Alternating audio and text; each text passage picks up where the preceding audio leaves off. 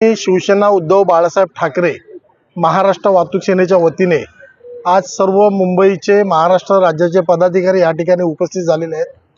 गेली अनेक दिवस या ठिकाणी जे वाहतूकदार आहे, कष्टकरी आहे, श्रमजीवी आहेत, ते आपला व्यवसाय या ठिकाणी करतात, परंतु अनेक ठिकाणी ओव्हरलोडच्या माध्यमातून व्यवसाय या ठिकाणी केला जातो। त्यामुळे सर्वसामान्य जो वाहतूकदार आहे, सर्वसामान्य जो गरीब ट्रान्सपोर्टर आहे, गाड्या 4 गाड्या 5 गाड्या अशा सिंगल गाडी आहे, तो गाडीवाला या ठिकाणी संपूर्णपणे दबून चाललेला आहे आणि त्यामुळे त्याचा उदरनिर्वाह कसा होईल, गाडीचे हप्ते कसे जातील, ह्या दृष्टिकोनातून आवाज उठवण्यासाठी आम्ही आज या ठिकाणी उपस्थित झालेलो आहोत। त्याचप्रमाणे हा जो अटल सेतू आहे, त्या अटल सेतूवर जो टोल घेतला जातो, हा टोल भरमसाठ घेतला जातो, तो टोल कमी करावा किंबहुना बंद करावा, ही आमची अशी प्रमुख मागणी आहे। त्याचप्रमाणे या ठिकाणी पोलीस डिपार्टमेंट असेल, परिवहन विभाग असेल, यांनी सुद्धा या ठिकाणी गाडीवाल्यांना कोणी नाहक त्रास देऊ नये अशी आम्ही विनंती करण्यासाठी आज या ठिकाणी आलेलो आहे।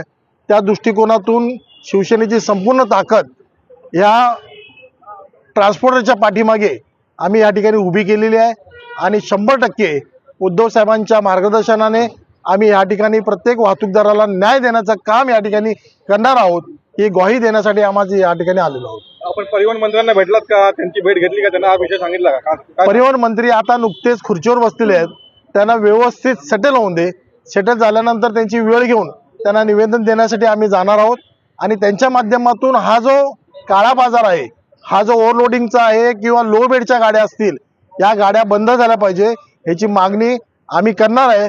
आणि त्याचबरोबर त्यांच्याबरोबर आम्ही ही मागणी सुद्धा करणार आहे की एक संयुक्त बैठक परिवहन विभाग, पोलीस डिपार्टमेंट, ट्रॅफिक डिपार्टमेंट आणि सन्माननीय मंत्री महोदय यांच्या समोर आम्ही एक संयुक्त बैठकीची मागणी त्या निवेदनाद्वारे आम्ही करणार आहोत।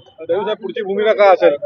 पुढची भूमिका आम्ही साधारण 7-8 दिवस आम्ही यांना वेळ देणार आहेत, कारण कुठलीही यंत्रणा जर सुस्थितीत आणायची असेल, कुठली यंत्रणा बिघडलेली असेल, तिला जर नीट करायचं असेल तर साधारण आपण एक 2-4-8 दिवसाचा अवधी त्यांना द्यायला पाहिजे।